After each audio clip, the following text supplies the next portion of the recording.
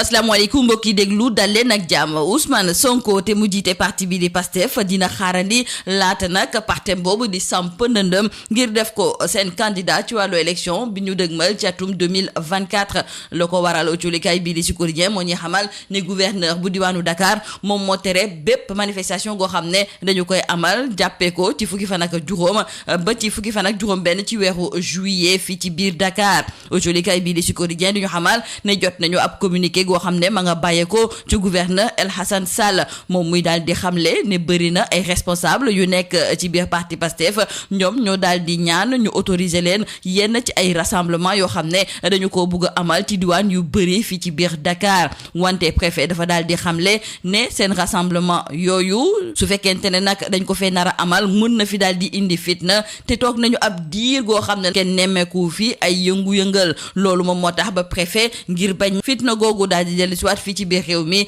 mu daal di tere bépp manifestation goo xam ne ñii di waa Pastef dañ ko bëggoon a amal ak tamit yeneen i kuréel wante autolikaay bi di yox bi mi ngi ñee xamal ne kii di Ousmane Sonko moom mi nga xam ne démb la haute autorité de régulation du Pastef daal di xamle ne ba ñu daal di laajee képp ku bokk ci biir parti bi di Pastef nga nekk fii ci biir réew mi nekk ci bitim réew ñoom ñëpp daal di nañuy yëkkati loxo ki nga xam ne moom mooy Ousmane Sonko ne moom dong moom rek de moom mooy seen candidat yor bi di ñu xamal ne kii di Ngouda Mboup te mu daal di jiite haute autorité de régulation du Pastef démb la ko daal di xamle waa Pastef di yokk di xamle ne ñoom la ñu mbëbatoon ci njeextalu ay bés bi maanaam suba ci fukki fan ak juróom ci weeru juillet moom mooy daal di samp ndënd ki nga xam ne de moom mooy Ousmane Sonko tey jii lañ ci gën a dëggu ñi nekk ci biir service de communication bu Pastef ñoom ñoo ko daal di xamle ñu ci yokk it ne ci bés boobu lañ fas yéene nag fêté anniversaire ki nga xam ne de moom mooy Ousmane Sonko coolikaay bii di Le Peuple ñoo ngi fay seen nataalu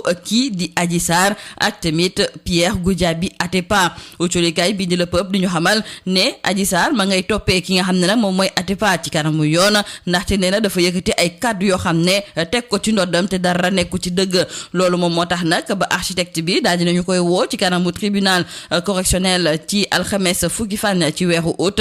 kii nga xam ne kon moom mooy Adji Sarr la mu koy toppee ci wàllu ndàmpaay ma nga war a tollu ci 50 millions ci suñu koppar ñu daal di jukki ak colikaay bii di critique ci kan moo nar a nekk candidat wu Benno Bokk Yaakaar ci élection yi ñu dëgmal ci atum 2024 colikaay bii di critique mi ngi ñuy xamal ni fu mu nekk nii Macky dong la ñëpp di topp Macky dong la ñëpp di déglu te it Macky dong moom rek de moom moo xam kan mooy nekk candidat ci wàllu élection yooyu colikaay bii di critique ne fu mu nekk nii ñii nga xam ne ñoom ñooy responsable yi bokk ci biir coalition boobu ku ci nekk ma ngay ubbi sa gët ak tamit say nopp ngir xam kan la Macky fas yéene tànn autolikaay bi di Le Point Actu moom daal di gis ne Macky fépp la daal di fat amul lenn lu senn ci kan moo nar a nekk candidat wu coalition Benno Bokk Yaakaar ñu jukki ak autolikaay bii di Tribune ci wàllu mbëkk mi ndaxte fan yëpp ma ngay lëmbee fi ci mim réew fële nga xam ne moom mooy ci diwaanu Ndar bëri na nag ña fay déparé ngir dem ba fële nga xam ne kon moom mooy ca Espagne wante bateau bi nga xam ne moom moo mujjee dem autolikaay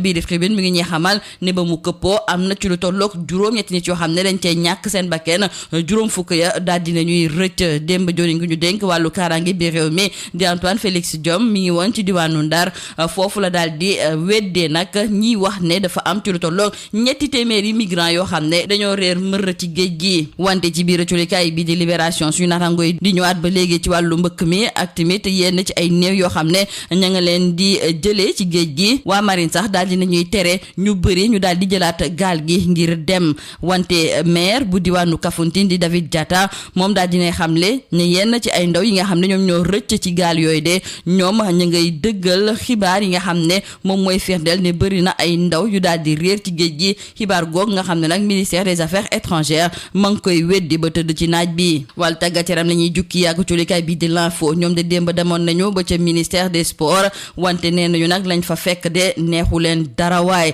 ndaxte ministère boobu de ñu fay liggéeyee bëreetuñu fa raxte dolli que ñu ko dénk di Amadou Ba moom de musu faa teg tànkam moom moomu nag di Amadou Ba waxtaanul ak ñi nga xam ne ñoom ñooy ay collaborateur am ñoom ñooñu sax léegi rarement la ñuy ñëw foofu nga xam ne moom mooy ca ministère bi loolu moom moo tax ba culikaay bi di l'info daal di gis ne war nañoo jóg ci loolu ndaxte ñu ngi dëgmal ci ay jongante yooyu mën nañ ci jàpp éliminatoire bu mondial 2026 démb lañ doon amal tirage au sort culikaay bi di Stades stade di ñu xamal ne suñu gaynde yi dinañu bokk nag seen groupe ak waa République démocratique du Congo, Mauritanie, Togo ak tamit ñaari Soudan yi muy ay jongante yu am solo yoo xam ne ñoom ñooy xaar suñu gaynde yi. ci wàllu lambo colikaay bii di suñu lamb moom mooy ñëwaat ci kawo yi nga xam ne moom la ñu gën a ràññee ci arène bi ba ca njëkk ma nga nekkoon ci diggante Modou Lo ak Boy Kayré mu nekkoon ab kawo bu am solo goo xam ne kii di Modou Lo yónnee woon na ko Boy Kayré. beneen bi ñu gën a ràññee ma nga amee ci combat bi amoon ci diggante Malick Niang ak Adama Diouf. Malick Niang droite bi nga xam ne nag moom la yónnee kii di Adama Diouf ci bopp bi rëll la daal di def moom it mu daal di tëdd sax ab diir ci gazon bi laata médecin yi di ñëw nag ngir daal di koy wallu. lii moo nekkoon bokk jëlikat yi li gën a fës ci biir ëccolikaay yi ñu leen di ñaanal njeexte lu bës ak jàmm. Mesdames et messieurs, bonjour. Ousmane Sonko devra attendre avant d'être officiellement investi ici à Dakar comme candidat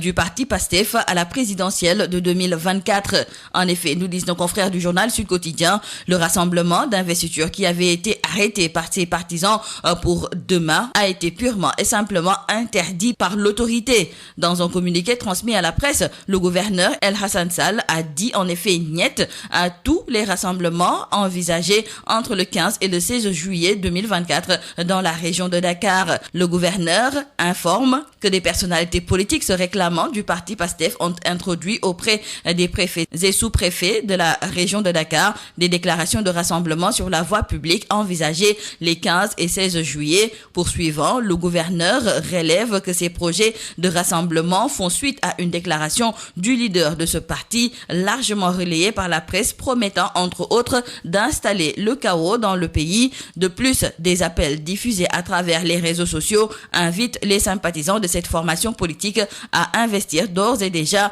les grands marchés de Dakar et les principaux axes et lieux habituels de rassemblement. Et c'est pourquoi le gouverneur Sall fait savoir que les autorités administratives concernées ont conformément à la loi interdit les rassemblements en question ainsi que ceux prévus par les entités adverses. Mais qu'à cela ne tienne, puisque l'on nous signale dans le journal Yor Yorbi que le parti PASTEF compte bien investir Ousmane Sonko ce 15 juillet, jour de son anniversaire, comme candidat à l'élection présidentielle. Et puis retenons toujours avec nos confrères du journal Yor Yorbi qu'hier, la haute autorité de régulation du parti PASTEF, chargée de superviser le processus d'investiture du candidat Ousmane Sonko, a officiellement annoncé la candidature de Sonko à l'élection présidentielle de 2024. Ngouda Mboup, président de cette haute autorité, et ses camarades annoncent que les patriotes ont procédé à des consultations et que selon les règles, les 54 coordinations départementales du parti ont tous décidé d'investir le président Ousmane Sonko comme le seul et unique candidat du parti PASTEF. Et retenons avec nos confrères du journal Le Mandat que malgré l'interdiction du gouverneur de Dakar, le parti PASTEF maintient sa cérémonie d'investiture au stade Amadou Barry de Guédiawaye à partir de 15h ce 15 juillet. Une annonce faite par le service de communication du dit parti. Le responsable à la communication de PASTEF assure de la présence effective de Ousmane Sonko qui profitera de cette investiture pour célébrer son anniversaire. L'ex-masseuse Adissa est à la une du quotidien Le Peuple. Nos confrères nous indiquent qu'elle a décidé de porter plainte contre Atepa pour propos diffamatoires. Ainsi donc, retenons avec nos confrères que l'architecte est convoqué le jeudi 10 août au tribunal correctionnel. Adissa lui réclame 50 millions de francs CFA à titre de dommages et intérêts. Parlons à présent avec nos confrères du journal Critique du candidat de Benno Bokk Yakaar en 2024. Après avoir sondé ses alliés et mis à niveau son camp politique sur son retrait stratégique de la course à la présidentielle, l'heure est maintenant venue pour le président de la coalition Benno Bokk Yakaar de valider le candidat pouvant porter les chances de la coalition présidentielle. Autant l'opinion reste curieuse pour découvrir le profil mis en avant, autant en interne, Benno Bokk Yakaar est au bord de l'implosion tellement le choix retenu risque de faire naître un climat de défiance avec plusieurs pontes de la République qui n'attendent que le président fasse claquer la langue pour se déterminer sur leur avenir politique. Pour l'instant, nous signalent nos confrères du quotidien Le Point Actu, le chef de l'État, Macky Sall, a sécurisé son choix concernant le futur candidat de Benno Bokk Yakaar. L'immigration irrégulière, on en parle avec nos confrères du journal Tribune. Selon nos confrères, le bilan du chavirement d'une pirogue à Saint-Louis est maintenant porté à 8 personnes. Le ministre de l'Intérieur, Antoine Félix Diome, lors de sa visite dans la matinée d'hier, avait informé que le bilan macabre a augmenté de 2 autres décès d'après les éléments des sapeurs-pompiers trouvés sur place. Le ministre Antoine Félix Diome, nous disent toujours nos confrères du journal Tribune,